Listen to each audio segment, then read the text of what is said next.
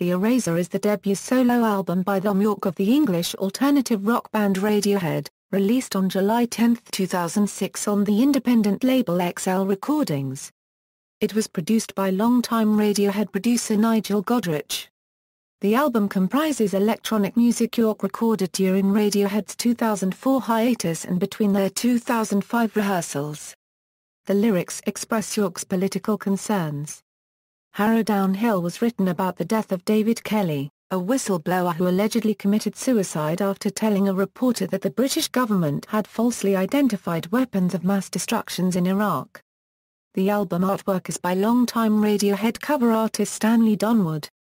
It was inspired by the legend of King Canute failing to command the ocean, which Yorke likened to government attitudes towards climate change. The Eraser debuted at number 3 on the UK Albums Chart and number 2 on the American Billboard 200. It was named one of the best albums of 2006 by the NME, Rolling Stone and The Observer, and was nominated for the 2006 Mercury Music Prize and the 2007 Grammy Award for Best Alternative Music Album. 2 singles were released from the album, Analyze, and Harrowdown Hill.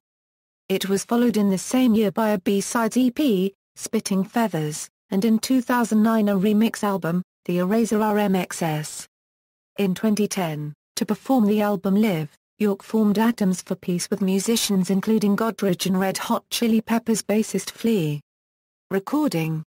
In 2004, after finishing the tour for their 6th album Hail to the Thief, Radiohead went on a hiatus. Songwriter Thom Yorke began recording The Eraser with longtime Radiohead producer Nigel Godrich in late 2004, and continued work throughout 2005 between Radiohead rehearsals. He told Pitchfork, "I've been in the band since we left school and never dared do anything on my own. It was like, man, I've got to find out what it feels like, you know?" The album was recorded in Radiohead's Oxford studio, Godrich's studio in Covent Garden and Yorke's home. Yorke wanted to approach and engage with computers and not a lot else, and yet still have lots of life and energy in the music.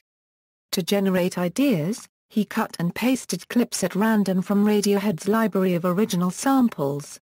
To create the title track, he sampled piano chords played by Radiohead guitarist Jonny Greenwood and cut them into a new order.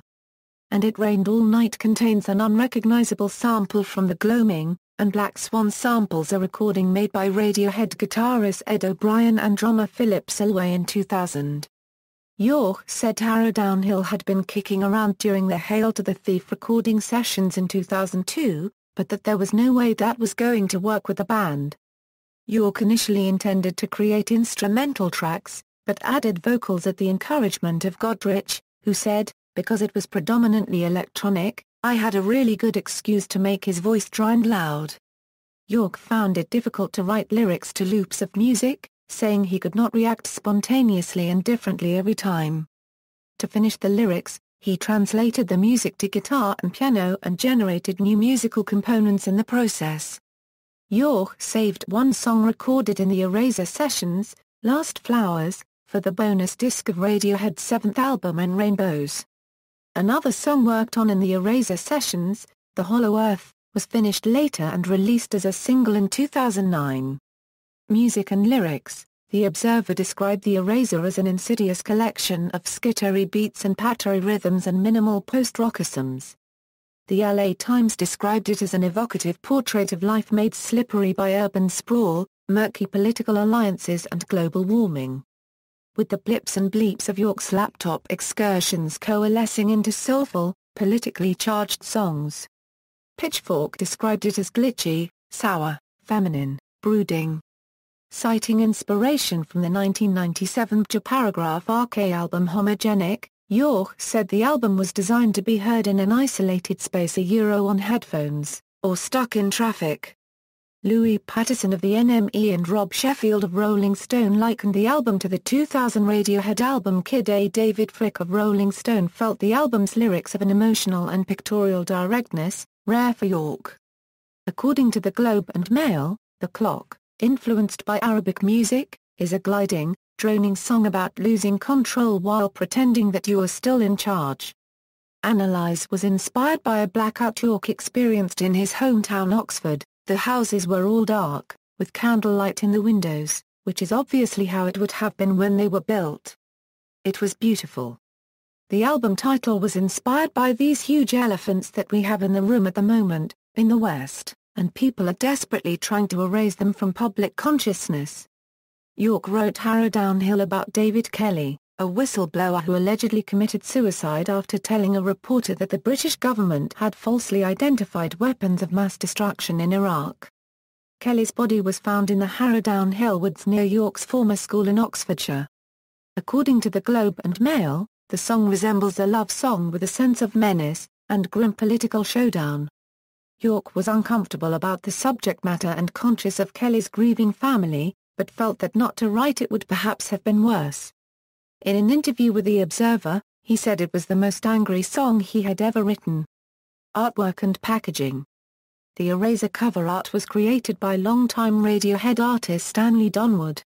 The artwork, a lino cut titled London Views, depicts a figure standing before London destroyed by flood in imitation of King Canute failing to command the ocean.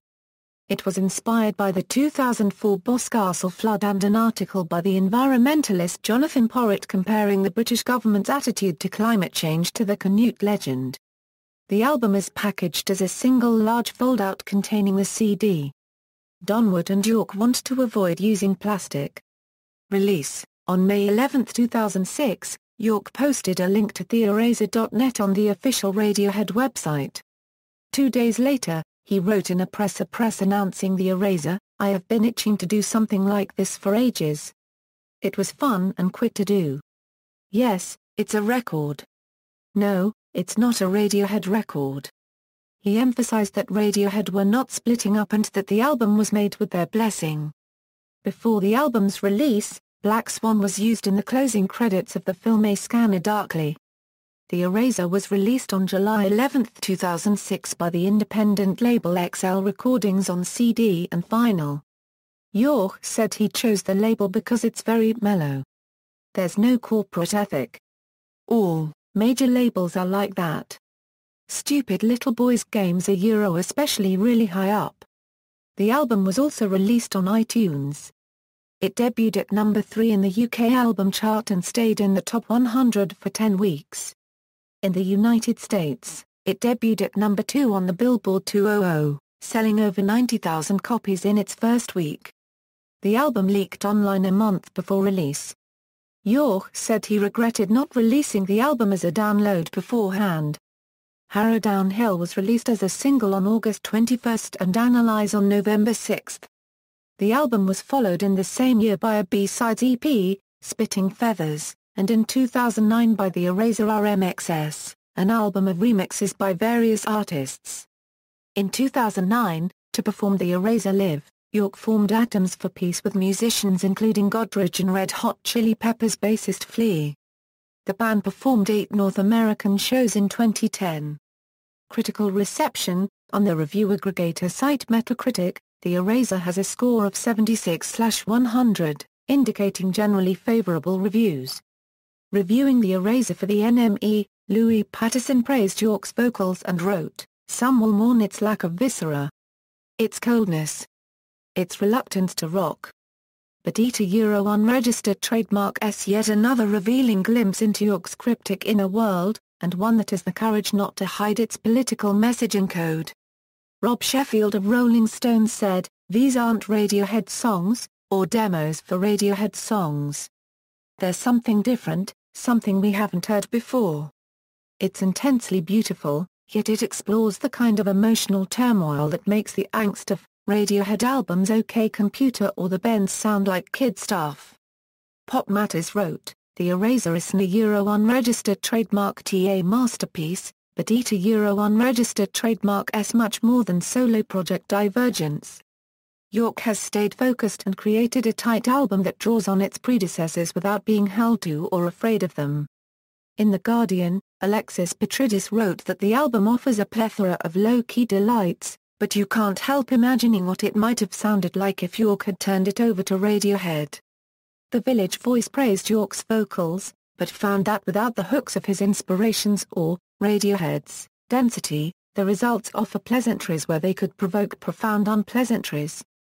Pitchfork wrote that the Eraser is strikingly beautiful and thuddingly boring in maddeningly equal measure. The Eraser was named the 15th best album of 2006 by the NME, the 30th by The Observer, and the 34th by Rolling Stone. It was nominated for the 2006 Mercury Prize and the 2007 Grammy Award for Best Alternative Music Album. Track listing: all songs written and composed by Thom Yorke, except where noted. Personnel, adapted from the album liner notes. Stanley Donwood, artwork, Nigel Godrich arrangement, production, mixing, extra instrumentation, Johnny Greenwood piano on the Eraser, Graham Stewart, engineering, Daryl Thorpe, mixing, Thom Yorke music, arrangement. References. See also, Radiohead, Atoms for Peace.